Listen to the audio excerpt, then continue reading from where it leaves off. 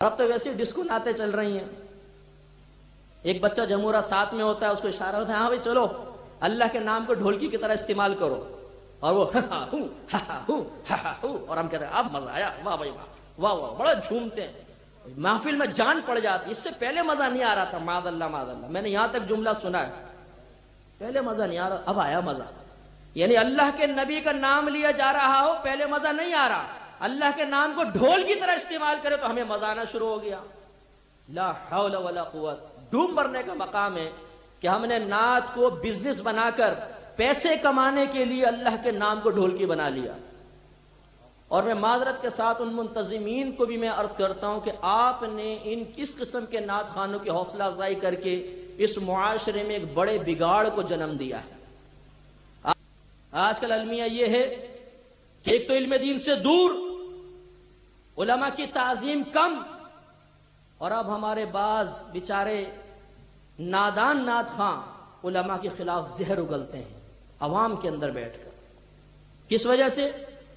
علماء نے منع کیا کہ اللہ کے نام کو ڈھولکی کی طرح استعمال مت کرو. یہ بے ادبی ہے. انانیت نے زور پکڑا.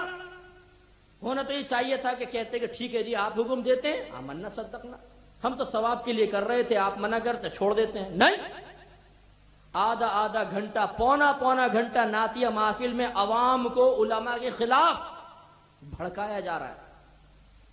یہ علماء کیا جانے جی، ایسی فتوے دیتے رہتے ہیں. ہمارے پاس بھی تو فتویٰ ہے.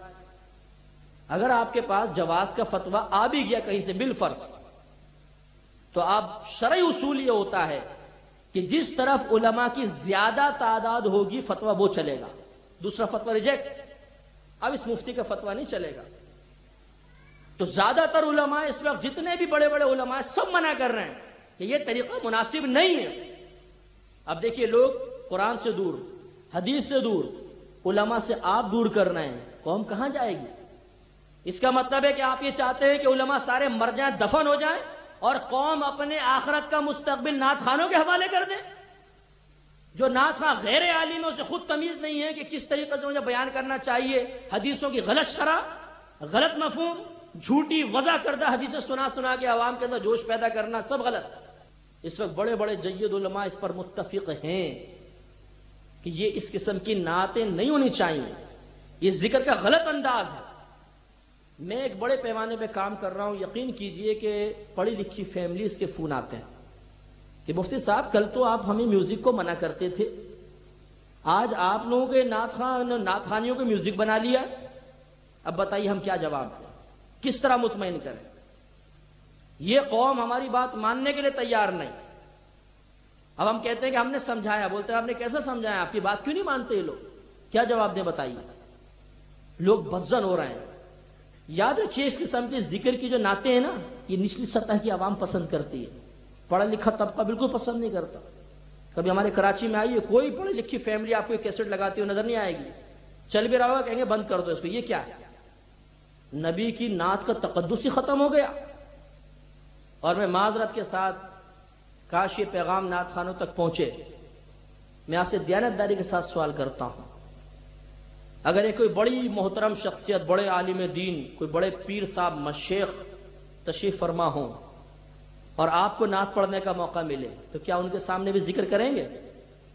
میں نے دیکھا بولتے نہیں ابھی نہیں، حضرت بیٹھے ہوئے. تو جب ایک حضرت کا ادب کر کے آپ ذکر کو روک رہے ہیں، کیوں؟ اس لیے کہ آپ کم از کم اتنا تسلیم کرتے ہیں کہ یار بزرگ کے سامنے ایسا نہیں ہونا چاہیے. تو یہ محفل کس کے لیے کر رہے ہیں؟ اللہ اس کے رسول کے لیے کر رہے ہیں نہیں کر رہے؟ کیا اللہ کے نبی آپ کی آواز سن رہے نہیں سن رہے؟ ایک شیخ کا آپ ادب کر کے کہتے ہیں بھی ذکر مت کرو، شیخ صاحب بیٹھے ہوئے ہیں، تو اللہ کے نبی کا کوئی ادب آپ کے ذہن میں نہیں ہے. اس کا مطلب ہے کہ آپ یہ ذکر کی محفل صرف پبلک کے لیے کر رہے ہیں، نہ اللہ کی پرواہ نہ رسول کی پرواہ. اور ایسا ہے بھی. ایک نعت خواں مجھے ملا، کہنے لگا کہ آج کل یہ ذکر کے اوپر بڑے مسئلے چل رہے ہیں. تو میں نے کہا بھائی مسئلہ تو ہے، آپ چھوڑ دو اس کو. کہنے لگا یقین کریں میں خود اس کو برا سمجھتا ہوں، لیکن کیا کریں پبلک کی ڈیمانڈ ہے.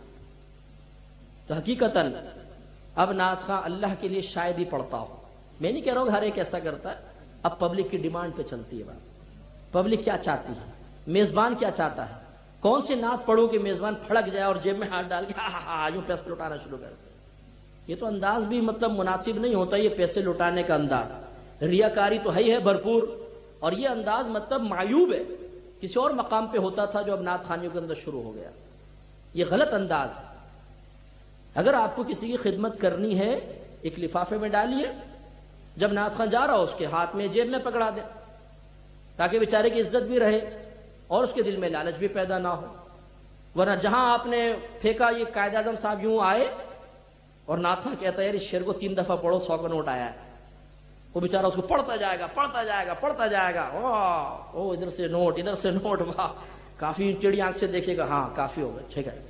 اس شعر کو بار بار, تو آپ نے اس کو ریاکاری میں مبتلا کیا.